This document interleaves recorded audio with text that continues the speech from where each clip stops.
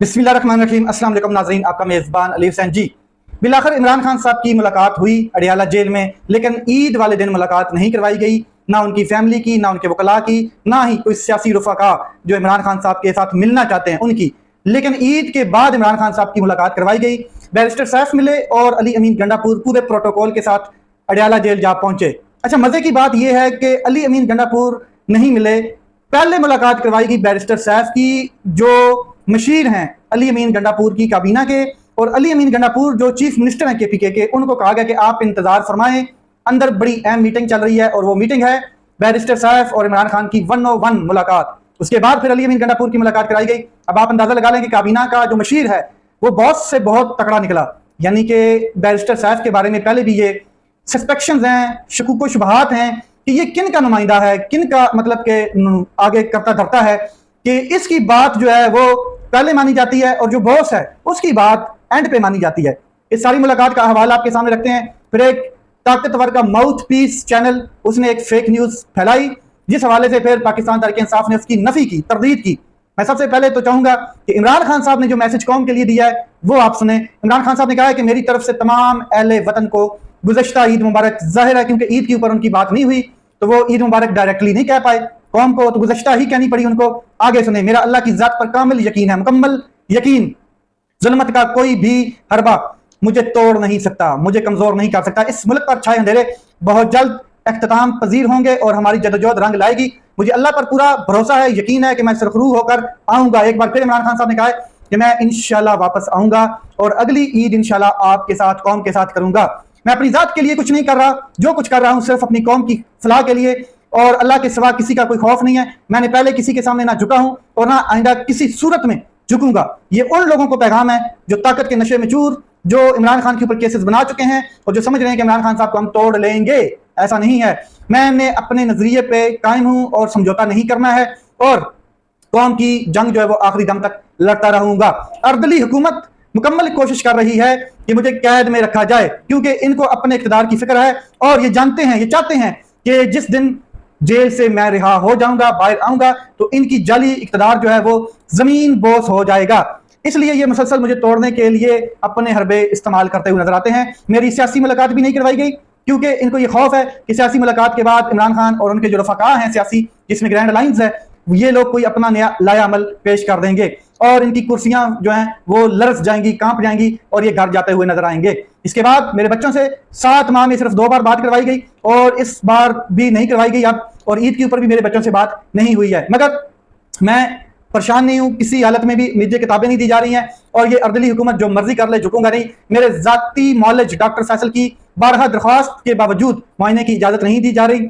ये सब बाहर अदालती फैसलों को जूते की नोक के ऊपर रख रहे हैं। 3 जजेस का फैसला सुप्रिटेंडेंट जेल, एक नौकर, एक पब्लिक सर्वेंट मानने को तैयार नहीं है।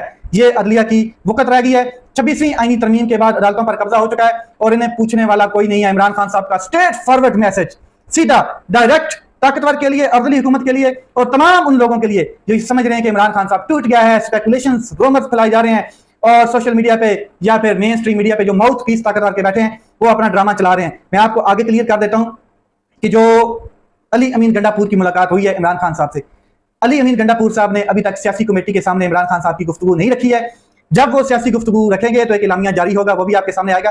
फेक न्यूज जो है वो मैं आपको क्लियर कर दूं कि ये जो ताकतवर का mouthpiece mainstream media channel है, एक आपको पता है, मैं उसका नाम नहीं लूंगा, वो जनाब कहता हुआ नजर आ रहा है कि पॉलिसी वक्त गुजारो। पॉलिसी उनकी जो है वो कहते हैं कि इसके ऊपर डील की बात चली है, वक्त गुजारो, अपनी चीजें बेहतर करो, एहतजाज ना करो, सड़कें ठंडी रहें, खान को जेल में रखो।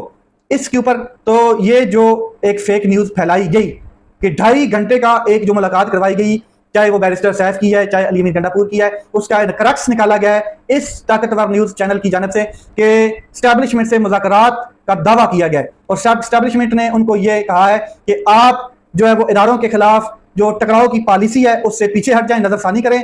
इसके बाद जो आगे स्टैब्लिशमेंट से मुज़ाकरात हैं उसमें खुफिया पेशरफ्त के लिए इतफाक हुआ है, ये वगैरह वगैरह। बैरिस्टर अली जो सैफ हैं वो और अली अमीन गंडापुर साहब ये इसमें इन्वॉल्व हैं। इसकी पाकिस्तान तहरीक इंसाफ ने नफी की है, तरदीद की है। ये बकवास न्यूज थी और इसका जो अली अमीन गंडापुर की स्टेटमेंट है या जो उनकी मुलाकात है उसके साथ कोई ताल्लुक नहीं है, ऐसी कोई बात हुई नहीं है।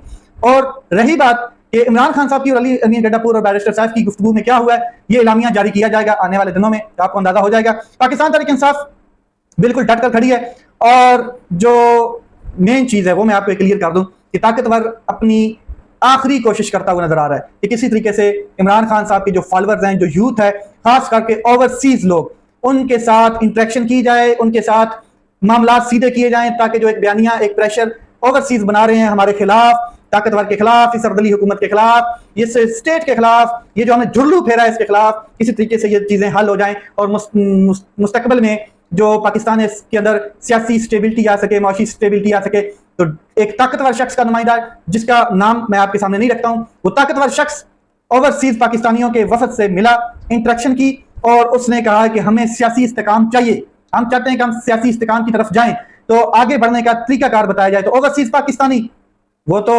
जानते हैं कि अब हम पाकिस्तान में नहीं है, हमारे घर के सामने वीगो डाला नहीं आएगा, तो उन्होंने कहा कि जनाब सबसे पहले इमरान खान को छोड़ दें, मिलिट्री ट्रायल वालों को छोड़ें, जिस पर जनाब ताकतवर शख्स ने कहा कि आप टेम्परेचर डाउन करें, जो टेम्परेचर बढ़ रहा है, जो टेम्परेचर बढ़ता हुआ नजर आ रहा है अमेरिका की तरफ से भी, बरतानिया की तरफ से भी, और ओवरऑल पूरी जितनी दुनिया उसमें से, उसको डाउन करें। आपको 4 और 5 हफ्तों में ये चीजें हो जाएंगी, ये जो आप डिमांड कर रहे हैं, यानी कि इमरान खान साहब को छोड़ दें और मिलिट्री ट्रायल वालों को छोड़ दें। और साथ में उस ताकतवर शख्स ने यह भी कहा है कि 2024 में जो इलेक्शन हुए हैं ये रिवर्स नहीं होंगे, क्योंकि ओवरसीज पाकिस्तानियों की डिमांड थी कि जो डे लाइट रॉबरी की गई है 2024 फरवरी की, इसको रिवर्स किया जाए। तो आगे से जवाब ये दिया गया है कि 2018 में हमने 56 सीटें जनाब मोहतरम इमरान खान साहब की थी, तो उनको भी हम इक़्तिदार में लेके आए। मतलब कि अभी भी ये लोग कहते हैं कि हम ए पॉलिटिकल हैं, हमारा सियासत से कोई तल्लुक नहीं है, हम सियासत से दूर दूर तक वाबस्ता नहीं है। तो ये इनकी चीजें ये खुद ही बयान करते हुए नजर आ रहे। खैर, साथ में ओवरसीज पाकिस्तानियों ने एक और चीज कही है कि ये जो चोरों डाकुओं का गंद है, ये मलबा आप अपने कंधों पर क्यों उठाए बैठे, इसको छोड़ दें। तो इसके ऊपर फिर ताकतवर शख्स ने कहा कि जनाब आसिफ जरदारी साहब तो बेहतर हैं, यानी कि इमरान खान साहब से बेहतर हैं आसिफ जरदारी साहब, माशाल्लाह, जज़ाकल्लाह। जैसी कोको ऐसे ही कोको के बच्चे, जैसी सोच ऐसी पॉलिसी, और ऐसे ही इन्होंने अपने नुमाइंदे लाके खड़ा कर दिए हैं। चलते हैं जनाब, ये खबर आपको मैंने दी है, बड़ी अहम तरीन अपडेट थी ये कि इमरान खान साहब के हवाले से 2-3 हफ्तों के अंदर, यानी कि 2 महीने के अंदर अंदर मामला सीधे होने जा रहे हैं पाकिस्तान तहरीक इंसाफ के हवाले से। हमाद अजहर साहब हैं, उन्होंने पंजाब की सदारतशिप से इस्तीफा दिया है। वजह उन्होंने बताई अपने ट्वीट में कि आजम स्वाति साहब जो हैं वो इमरान खान साहब से मिले हैं। इमरान खान साहब ने को बताया इन्होंने कि आलिया हमजा को काम करने से रोका जा रहा है, और उसकी वजह ये बताई गई है कि हमाद रजा साहब जो हैं, हमाद अजहर साहब सॉरी, ये इसमें रुकावट हैं। तो इसके बाद हमाद अजहर साहब कहते हैं कि मैंने फिर आलिया हमजा से रब्ता किया, तो उन्होंने तज्जुब का इजहार किया कि ऐसी तो कोई बात नहीं है, बल्कि मुझे सपोर्ट हो रही है, मुझे तो हमारे अजहर साहब हर मामला में सपोर्ट करते हुए नजर आ रहे हैं। इस वजह से आजम स्वाति की इस जो बात है जो इमरान खान साहब के कानों में डाली गई, तो हमाद अजहर साहब ने इस्तीफा दिया। पहले भी हमाद अजहर साहब ने 2 दफा इस्तीफा दिया है। उन्होंने कहा है कि मैं अपना काम जारी रखूंगा इमरान खान साहब के लिए, और इमरान खान साहब की पार्टी के लिए, मुल्क के लिए, कौम के लिए मैं अपनी कोशिश जारी रखूंगा, और ये मेरा हतमी फैसला है। इसके बाद मुझे किसी ओहदे की जरूरत नहीं है, लेकिन मैं इमरान खान साहब के साथ स्टैंड करता हूं, उनके मौक़िफ़ के साथ स्टैंड करता हूं। जो कुर्बानियां दी हैं वो मैंने हक के ऊपर रहकर दी हैं और आगे भी देता रहूंगा। अब चलते हैं, बलोचिस्तान में पाकिस्तान तहरीक इंसाफ ने पावर शो किया है। पेशीन जलसागाह कैदी नंबर 804 से गूंजा है, भरा पड़ा है। इमरान खान साहब के जो वहां पर चाहने वाले हैं वो आए हुए थे। बलोचिस्तान में इतना बड़ा जलसा करके ये पैगाम दिया गया, बलोचिस्तान जो लोग हैं बलोची, उनकी जानब से मौजूदा जालिम निज़ाम के खिलाफ जदोजहद हम भी कर रहे हैं, हम इसके अगेंस्ट खड़े हैं। तो यहाँ पर जो सलमान अकरम राजा साहब हैं वहां पर मौजूद थे, महमूद खान अचकज़ई साहब वहां पर मौजूद थे, अलामा राजा नासर साहब थे और लतीफ़ खोसा साहब थे, सब ने वहां पर स्पीचेस की हैं। तो मैं सबसे पहले बात करता हूँ जो सलमान अकरम राजा साहब हैं उनकी। सलमान अकरम राजा साहब ने कहा कि आज मैं इमरान खान साहब का पैगाम लेकर बलोचिस्तान के दोस्तों आपके पास पेशीन आया हूँ। बलोचिस्तान के साथ 77 सालों में ज्यादती हुई और अब हम ज्यादती नहीं होने देंगे। पाकिस्तान की सबसे बड़ी जमात तहरीक इंसाफ है जो इस टाइम बलोचिस्तान के पीछे खड़ी है और बलोचिस्तान के साथ खड़ी है। जिन चीजों से आपको महरूम किया गया, सबसे पहले आपका हक है, हम आपको देंगे। आज पाकिस्तान में खून बहाया जा रहा है, आज पाकिस्तान की तरफ बलोचिस्तान में भी इलेक्शन पर डाका मारा गया है। आज अवाम मुत्तहिद हो चुकी है और अवाम इन जालिमों के खिलाफ डट कर खड़ी हो चुकी है। ये लोग खुद को पाकिस्तान का मालिक समझते हैं, ताकतवर की बात हो रही है। तो इनको हम बता देना चाहते हैं कि असल पाकिस्तान के मालिक ये अवाम है, ये जनता है, और मुल्क पर हम आपको काबिज नहीं होने देंगे। बलोचिस्तान के साथ सबसे बड़ा जुल्म, माशी जुल्म किया गया। बलोचिस्तान की दौलत बलोचिस्तान के ऊपर नहीं लगाई गई बल्कि दूसरे सूबों के ऊपर लगाई गई।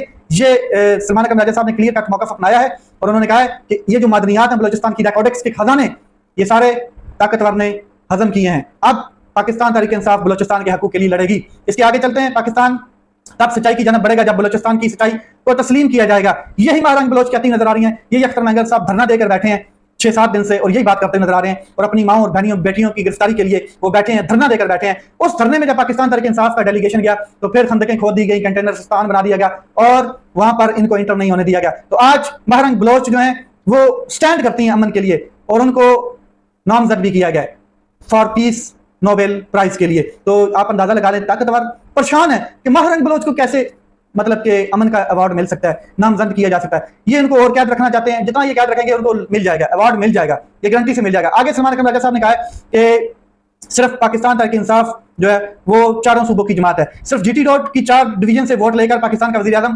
पंजाब से बिल्कुल नहीं बनना चाहिए। पाकिस्तान का वज़ीर आज़म उसे होना चाहिए जो चारों सूबों का नुमाइंदा हो, चारों सूबों को एतमाद हासिल हो। जिस दिन इमरान खान आज़ाद होगा उस दिन पूरा पाकिस्तान आज़ाद होगा।